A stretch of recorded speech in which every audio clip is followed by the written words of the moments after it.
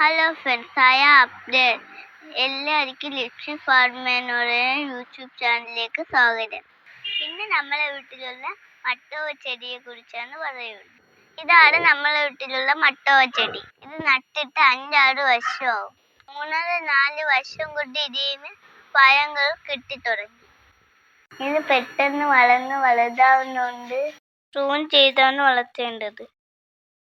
ഇത് വർഷത്തിൽ 2-3 തവണ കായ്ക്കും. നമ്മളെ കാലാവസ്ഥയിലും നല്ലവണ്ണം വളരുന്ന ഒരു ചെടിയാണ് മട്ടോവ പ്ലാന്റ്. നമുക്ക് ഈ മട്ടോവ ഫ്രൂട്ടിന്റെ റിവ്യൂ ആണ് നോക്കാം.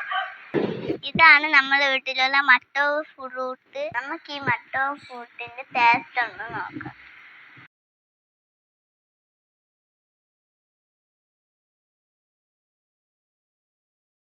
ഇതിന്റെ വിട്ട് നട്ടാൽ 3-4 വർഷം കൊണ്ട് തന്നെ ഇതിന്റെ പഴത്തിന് എമ്പൂട്ടാൻ ലോകൽ പഴങ്ങളോടാണ് സാമ്യം.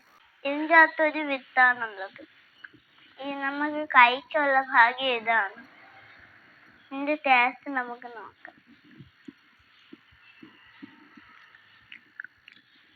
ഈ പഴത്തിന് റംബൂട്ടാനേക്കാളും നല്ല മധുരമാണ്. ഇത് എല്ലാവർക്കും വെട്ടി വെക്കാൻ പറ്റിയ നല്ലൊരു പഴം ചെടിയാണ്. നിങ്ങൾക്ക് എല്ലാവർക്കും എൻ്റെ ഈ ചെറിയ വീഡിയോ ഇഷ്ടപ്പെട്ടെന്ന് കരുതുന്നു.